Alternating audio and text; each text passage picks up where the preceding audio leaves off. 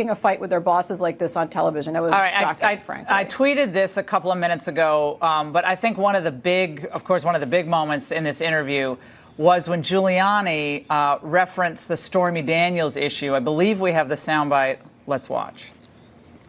Having something to do with paying some Stormy Daniels woman $130,000, I mean, which is going to turn out to be perfectly legal.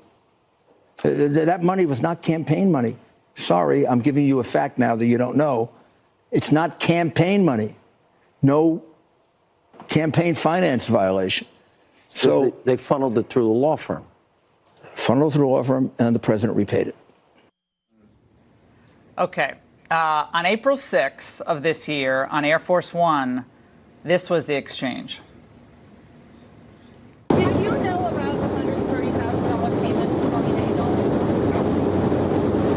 Then why did Michael Cohen make it if there was no truth to allegations? Well, you have to ask Michael Cohen. Michael's my attorney, and you'll have to ask Michael. Do you know where he got the money to make that payment? No, I don't know.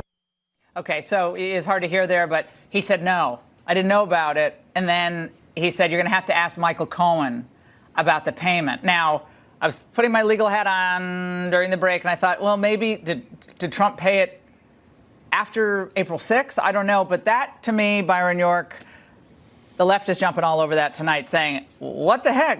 He didn't know. He didn't know. Rudy's on TV.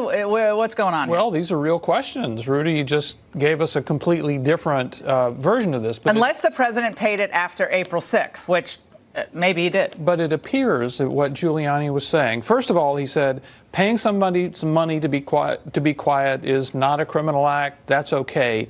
And there was no campaign finance violation. He knows that's where it's going, So it correct? appears to me that the real concern is that there would be a campaign finance vulnerability on this. Right, because they have the president on tape on Air Force One saying he did not know about the payment. And you'll have to ask Michael Cohen about that. Rudy just goes on with Hannity and says, oh, no, he reimbursed him. Like, well, what? First of all, they may not have thought this whole thing through. Well, I mean, if you go on Hannity, you better think it through as the attorney or the president. I don't think Emmett Flood would probably. That's why Emmett Flood's probably not going to do a lot of interviews. I love Rudy, but they better have an explanation for that. That's a problem. They decided that the campaign finance vulnerability was bigger. Okay. You can chime in on that, Congressman Biggs, but look, I was a criminal defense lawyer. This is what I did. I was always looking for inconsistencies in statements like any lawyer would. There may be an explanation for this, and I think we'll probably hear one, but the left is going to seize on that. It's all about credibility and impeaching someone's credibility throughout the process. So if you're not being truthful about this, then are you being truthful about the Russians? I mean, you can just see where this is going to go. Go ahead. Well, that's right. But there's two points to that. That's coming from the side that's just been lying and abusing their power all the way throughout. So that I immediately discount that. The second thing is, I don't think somebody with President Trump's income level actually maybe writes all his checks. You know what I mean? It would not surprise me if yes, he authorized the payment, and it just gets kind of lost in the shuffle. I know that sounds crazy, perhaps on a certain level.